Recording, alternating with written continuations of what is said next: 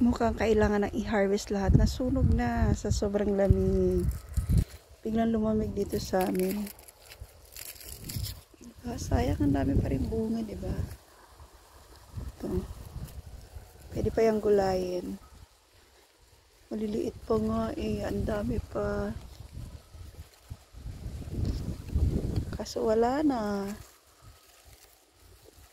Lumamig na bigla. Kunin na natin yung mga dahon. Ayan, wala na. Nasunog na. Mga dahon, mga bunga. Last year kasi, last week pa ng November.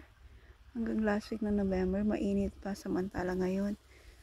Ano pa lang, September pa lang. Katapusan ng September, October yan. Biglang lumamig. Wow talaga. Diba? Nasunog na siya. Kunin na yung mga bunga kahit maliliit. Sayang naman.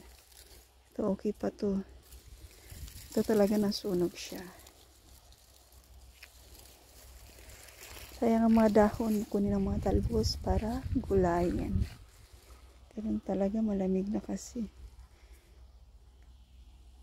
Ayan, tapos ng season ng summer. Taglamig na dito sa amin.